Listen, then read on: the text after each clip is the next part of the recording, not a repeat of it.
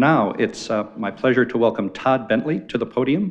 Todd is president of Bentley World Packaging. He's a trustee of the Rotary Club of Milwaukee Community Trust and Global Finance Committee advisor to Rotary International. He will introduce our speaker today, President Barry Rassin.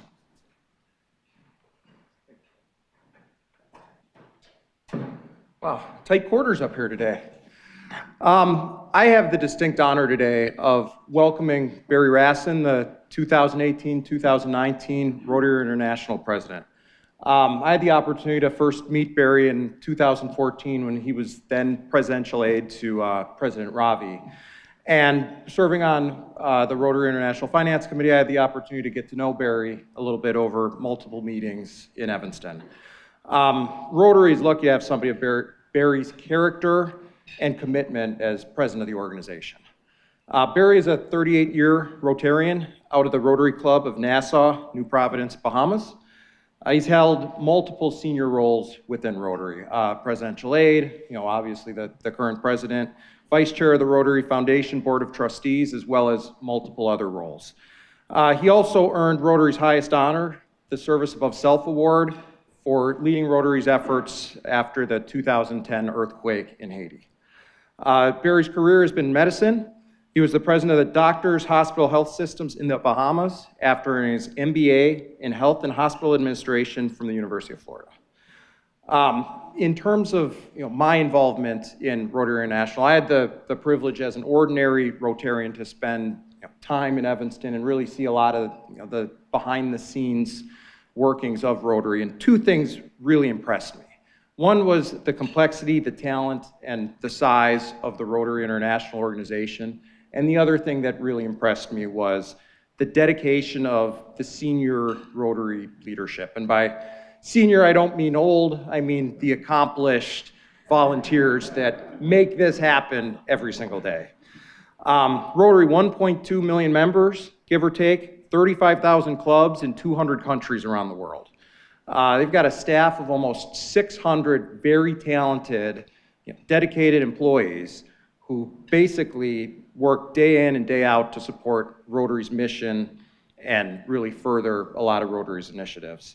What really blew me away was the commitment of the volunteers. Many Rotarians commit years and years of their lives to Rotary, away from their homes, away from their families, whether it's hanging out in Evanston, working on different committees to make a lot of the behind-the-scenes things go, or really traveling around the world, visiting clubs, working on projects. It's really quite extraordinary. And in the role of president, you're basically responsible for leading what's a complex global organization. You give up basically 2 years of your life, away from home, away from family, away from friends, really in the name of making the world a better place. And unlike most global leaders, it's strictly a volunteer effort, not just by the president, but by untold numbers of people in Rotary, and that's really what makes Rotary the organization that it is today. So with that being said, I'd like to welcome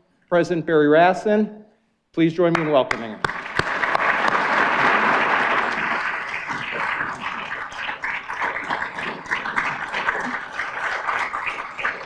Thank you. Please. Thank you. Thank you, Todd, for that introduction. I said short, but it was still not short. I don't know. President Ed, DG Kohler, past governors, past presidents, fellow Rotarians, guests, and I saved the best to last, President of the Rotaract Club. Let's give her a hand, please.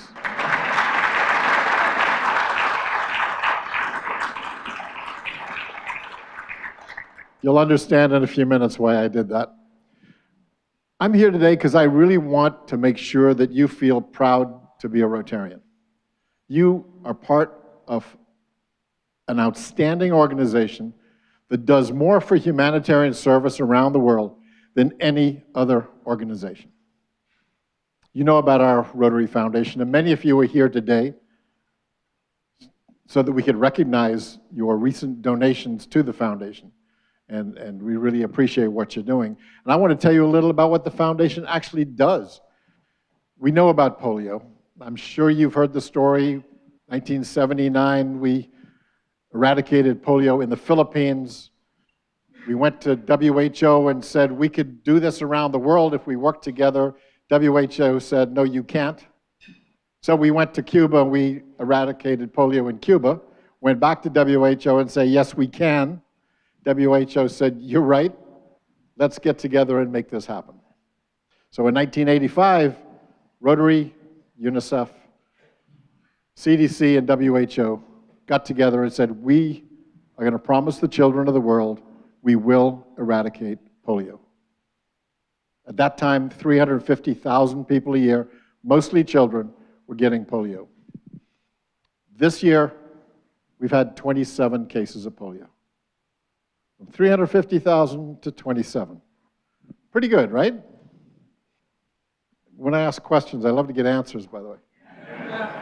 Okay, good. Just keeps you awake. But 27 isn't good enough. We have to complete the job. We have to make sure there is no child left that has polio. We have to make sure there is no wild polio virus left anywhere in the environment or in a child. We're hoping our last case will be next year, which means we wait 3 years so that we can certify there is no wild polio virus left anywhere in the world. We only do that because of what you do. We can only do that because Rotary clubs and Rotarians have, for over 30 years now, supported. Okay. Now, back home, that's $1,000. This big club, that's got to be $2,000. Where was I? We have to wait the 3 years. We have to make sure there's no polio virus left, and then we can certify. We cannot stop until we're finished. And we know that it's frustrating. We know we're all got fatigue. We've been supporting one cause for all these years. But we made a promise to the children, and when you promise children, you finish. You do the job. You fulfill the promise. And that's because of you. And so I want to say thank you for what you're doing. But also thank you for all the projects you do. And I'd like you to think for a moment, in your club, and I know there's multiple clubs that are represented here today, think about the projects that you've done and the people that you've affected over that time. The people who've had a better life because of what Rotary and Rotarians have brought to them. They're the people, and that's why we do what we do. That's why you do what you do on a regular basis. That's why you come to a Rotary meeting and you spend time. All the projects you do, they're important. They're critical because they make a difference. But there are Rotary clubs like yours around the world also doing great work. And I want to tell you about a couple of them. Global grants. You're working on a global grant right now. You're going to be going to Guatemala. Guatemala is really good, you know. Everywhere I go, every area, every district, every region, they say, yeah, we have a project in Guatemala. I don't know how they do that. The folks in Africa ask me, how come they all go to Guatemala then? How come in Africa? They're really good at what they do, and they're getting a lot of help, and they need a lot of help. So that's good, and I congratulate you. But these kind of global grants impact significant numbers of people and make significant difference in their lives. There was one in Manila I went to where Rotary had built the building to create a dialysis center for that region of the city. And they used then a global grant to get the equipment for 6 patients to get global grants. The board overseeing it are all Rotarians. The medical director is a Rotarian. And they worked some deal with the government where 80% of their patients can get free dialysis. Fantastic. So I'm walking through the facility, and one of the ladies getting dialysis wanted to say hello. So I went over, shook her hand, and she said she just wanted to say thank you, because if it wasn't for people who wear this pin, she knows she wouldn't be alive today because she's able to get dialysis in this center. That's what you do. It's because of your donations that allows those kind of projects to happen. In Paraguay, we visited a hospital where Rotary had provided all the equipment for a mother's milk bank. Now, there's not a lot of mother's milk banks around the world, but Rotary has provided it so that the healthy mothers can provide their milk that they then provide to high-risk infants. And by getting that kind of nutrition and immunizations basically from the milk, they're able to survive. Another global grant, another way your dollars have gone to help people around the world. You mentioned the Haiti earthquake that I was involved in, many Rotarians, 2010. Earthquake hits, 400,000 people die within minutes. 400,000 people. 1.2 million people are homeless, mostly children.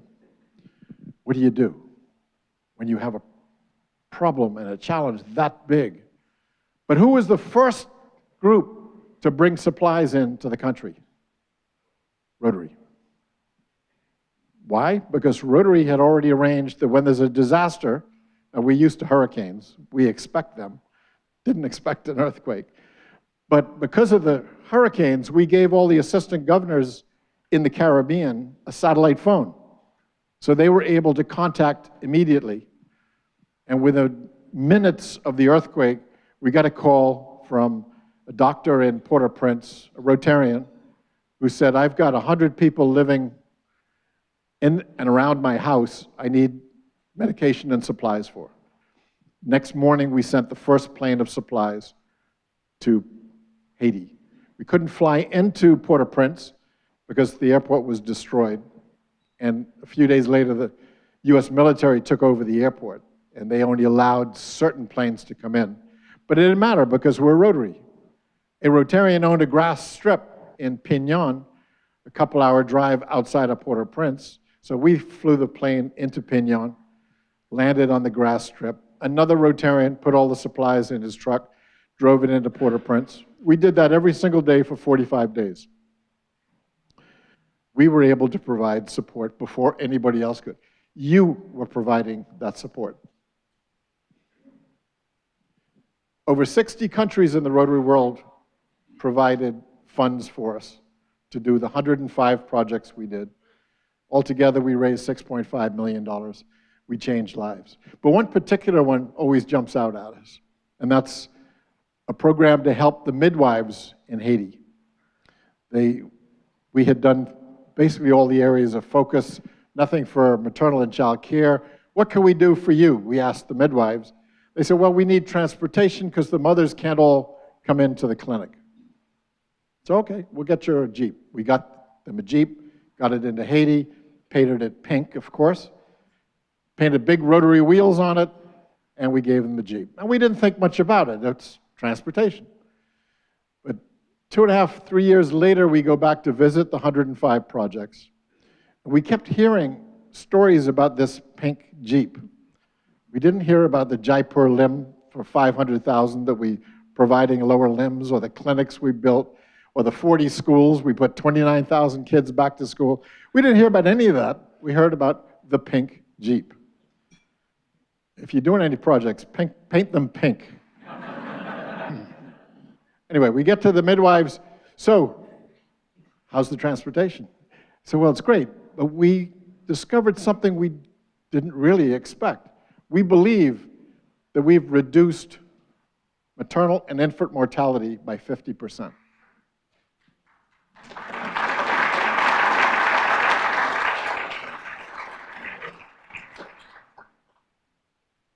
That's what your foundation does. We started with $1,000 for that particular project, and we matched it with clubs and districts in other countries and got a grant from the Rotary Foundation. So at the end of the day, we raised $1,000, provided a $75,000 Jeep, and we reduced maternal and infant mortality by 50%. Are there any bankers in the room? because I want to know if any bankers can match that kind of investment. When you invest $1,000 in the Rotary Foundation, you get more back than you can get from any other investment. We always have to remember that. So a special thank you for all of your investments, your donations to our foundation.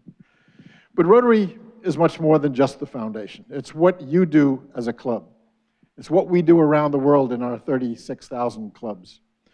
And I believe that we're at a crossroads in our organization. We're 113 years old. In some places, we've been doing the same thing for 113 years. That's not always a good thing. Now, I'm not here to bash anything. Some of what we do is fabulous, and we should keep doing it. Our core values, that's who we are. I'm sure you know fellowship, leadership, integrity, diversity, service. That's who we are and what we do, and I don't believe that should change. But I think, and I ask Rotary clubs to look at yourselves and ask yourself, is there anything we could do different as a club that would make us more relevant to today's world? More relevant for young professionals, more relevant for females? Are we really representing our communities as a club? That's in our Constitution.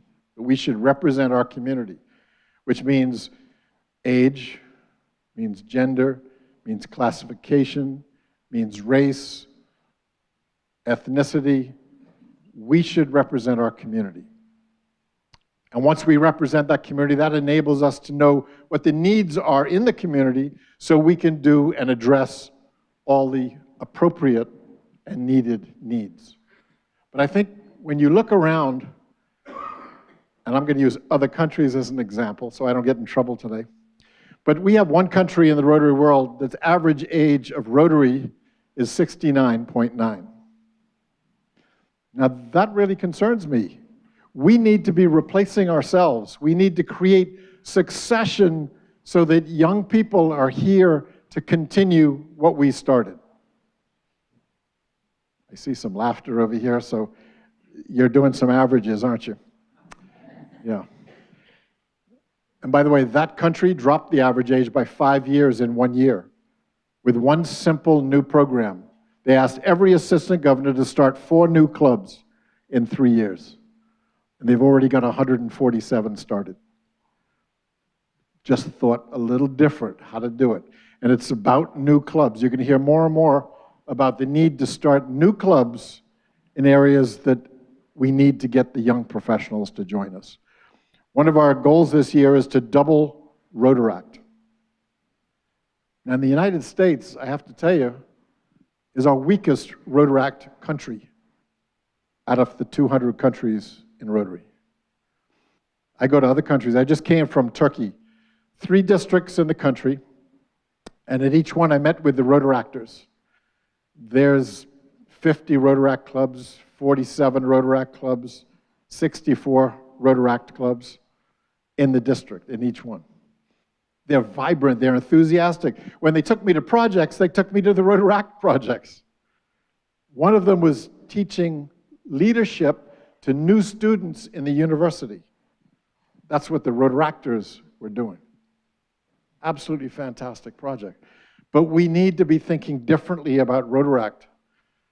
I'm asking every club in the US to start a new Rotaract club so that we can really address the young professionals and ensure that they want to join Rotary as the vehicle for them to provide service.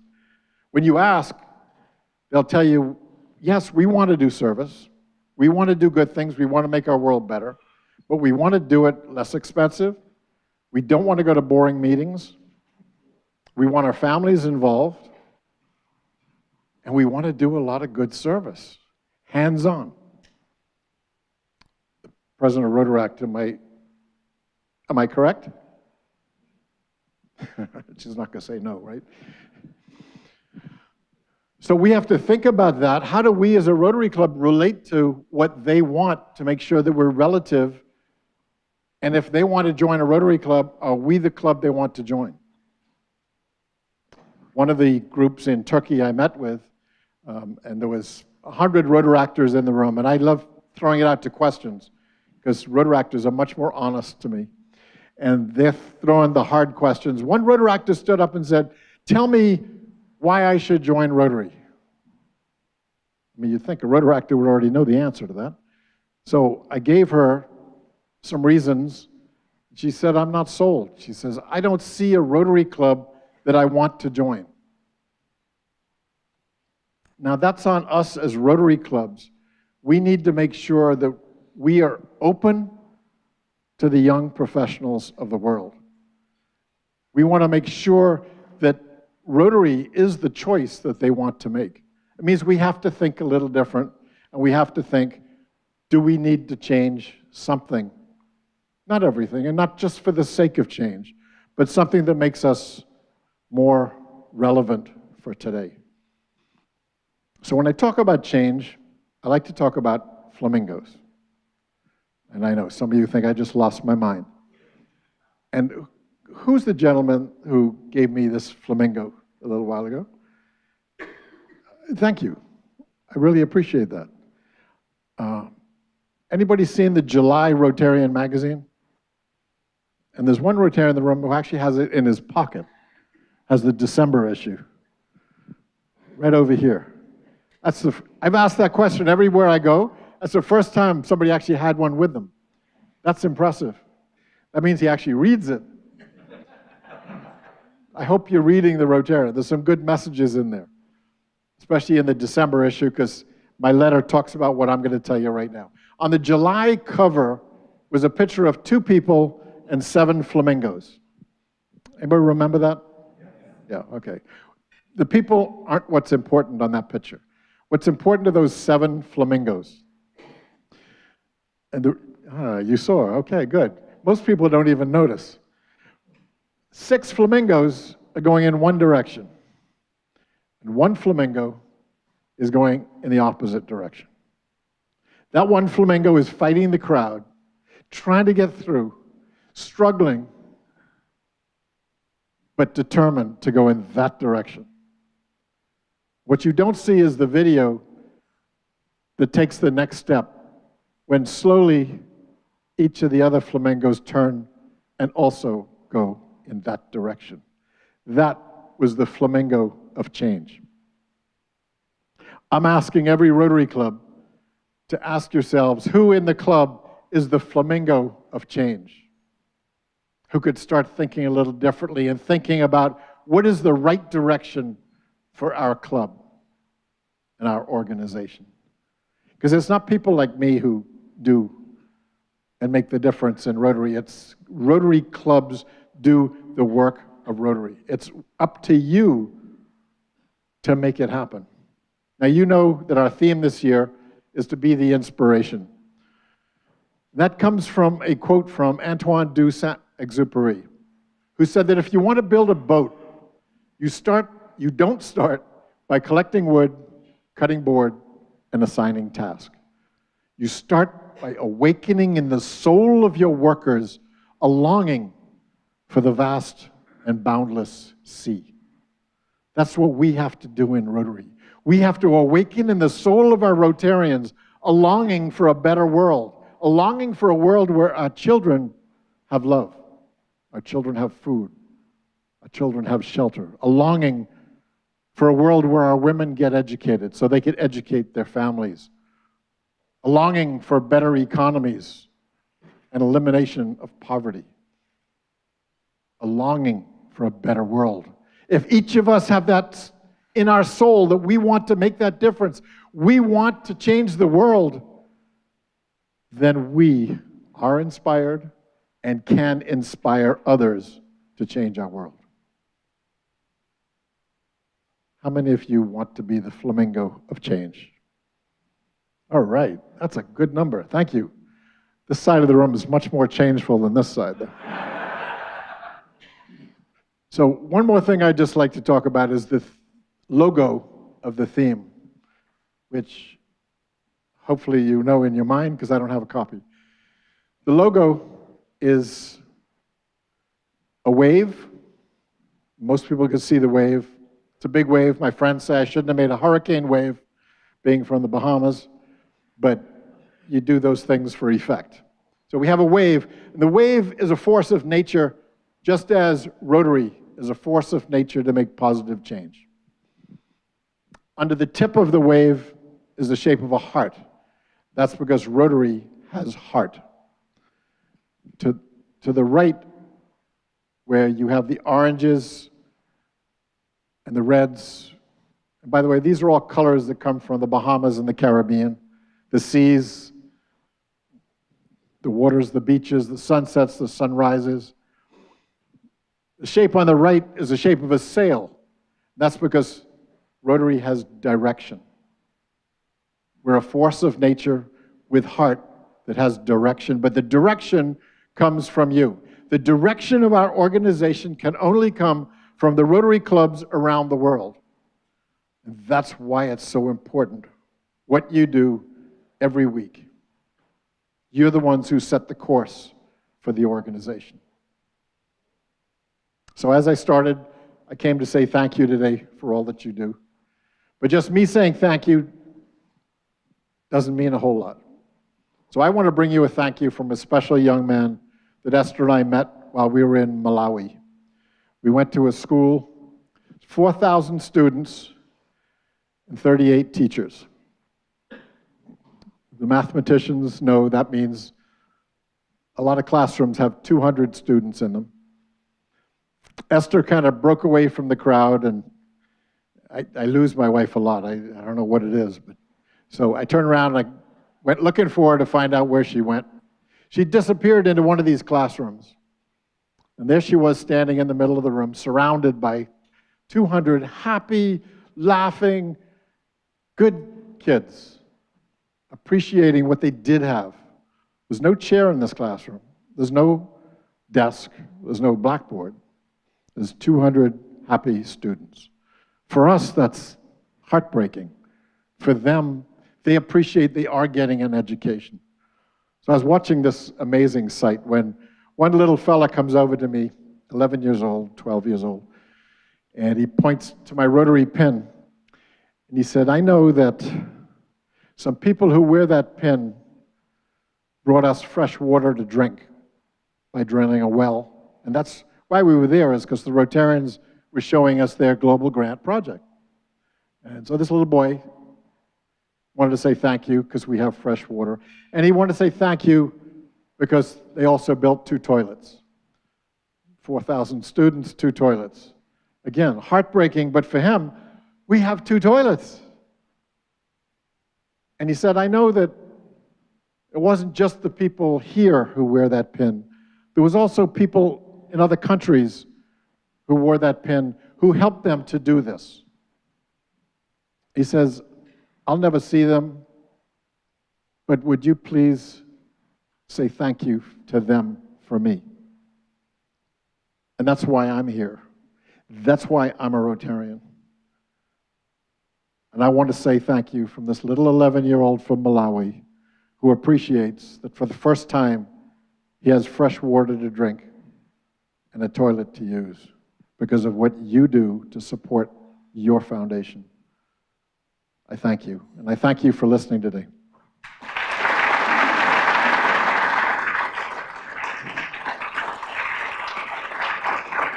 Thank you.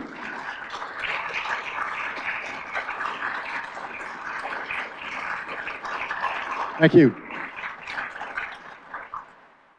I'd now like to ask our district governor if he could come up, and we'd like to recognize some special folks in this room for contributions and years of dedication to Rotary. District Governor Kola. Good afternoon. That was a touching presentation. I almost got teary towards the end about the young man and his thank you. And I'm surprised, Barry, you didn't say anything about audacious. Well, the last time I had the pleasure of being around Barry, he used the word, he gave us direct instructions and said, be audacious. Each club, each leader, go out there, recruit people, build Rotary clubs, be audacious. And so, actually, the people that I'm going to call in the next few minutes are people who have been audacious. They went beyond just the basics. And so with that, I have the pleasure today to recognize some great Rotarians in our district who have made a difference, some through the years in Rotary, some through their contributions. But first, I'll start off with the first group of people from the Rotary Club of Milwaukee who have belonged to Rotary for 40 years or more. Now, please note, as I call the names, each person will stand up, and for the rest of the audience, if you could just hold your applause till everybody's name is called off. The first person is Bob Haig, who's been in the Rotary for this club for 63 years. Bob Haig. Is he here? Oh, thank you very much, Bob.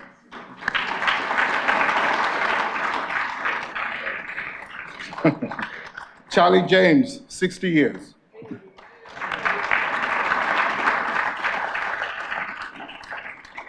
Eckhart Groman, 50 years.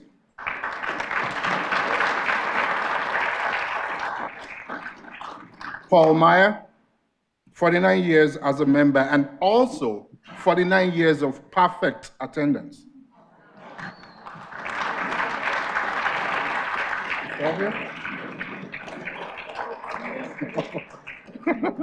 Is anybody contesting the 49 years of perfect attendance? Doug McNeil, 46 years.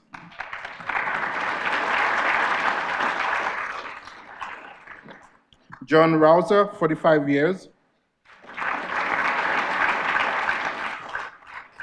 Ed Henneke, 45 years.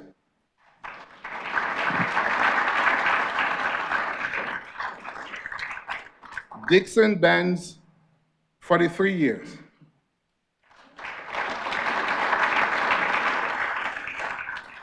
Jim Ford, 42 years.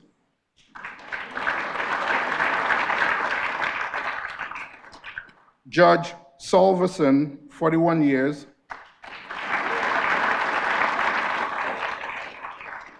Fred Muth, 41 years. Well, I say thank you to all of you for your dedication. Now, on the next one, I'm going on recognizing the major donors and bequest society members. Just a brief background. The major donors and bequest society members are known for their generous giving to Rotary International. When a Rotarian's cumulative donations reach $10,000, they are recognized as a major donor. When a Rotarian gives $10,000 or more in their estate plan, they are recognized as bequest society member.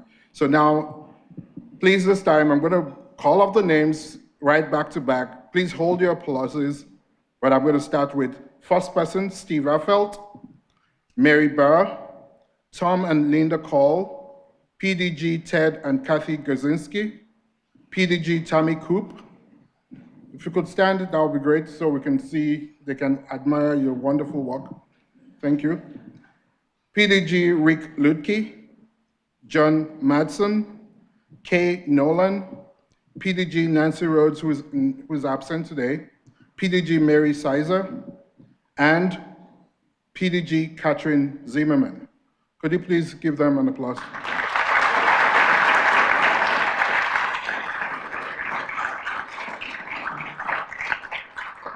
Thank you. Now, going to the major donors. Again, as I'll call the names, please hold your applause. Bill Coleman, PDG Julie Craig, Jim Dorman, Al and Sharon Dutka, Robert Frisch, Julie Kohler, Queen Martin, Jim Miller, Robert Nolan, Roger and Helen Schiman, John and Jean Henderson. Could you please give them an applause?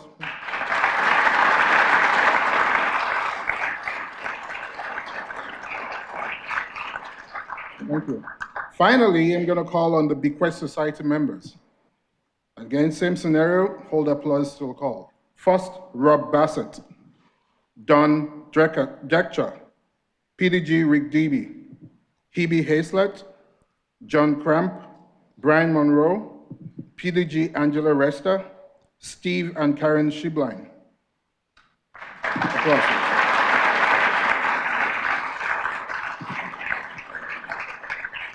Well, a big thank you to all of you for your generosity. As President Barry has said, it's the contributions that you give that keeps Rotary going, the foundation to be able to achieve all the wonderful things. Right after the program, you'll be going to a section called the Veterans Gallery, where the RI President will be spending some time with you to show appreciation. Thank you very much for your time, and thank you for all you do.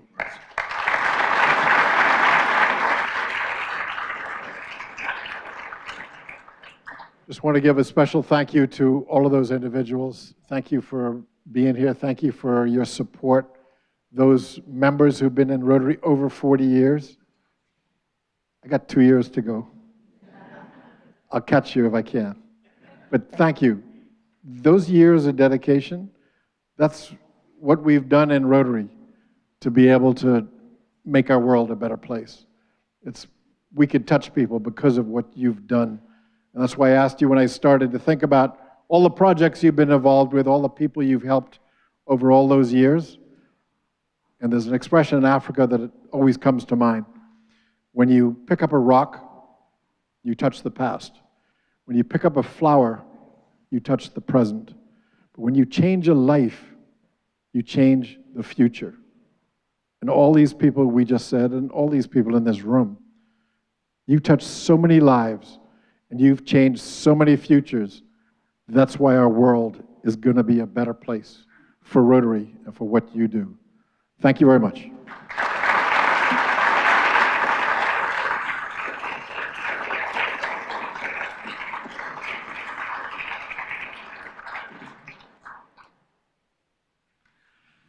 Thank you, President Barry. You mentioned in your remarks how tantalizingly close we are to eradicating polio after decades of concerted effort to do it. As a gesture of our appreciation for your being here today, we're happy to make a donation to the Rotary International Foundation to purchase 50 doses of the polio vaccine so we can be one step closer to a polio-free world. So thank you for being with us.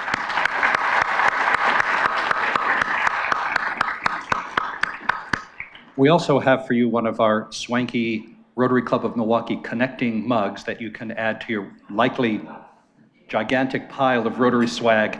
But hopefully, if you notice it, you'll remember that we connect people and resources for common good. So thank you so much.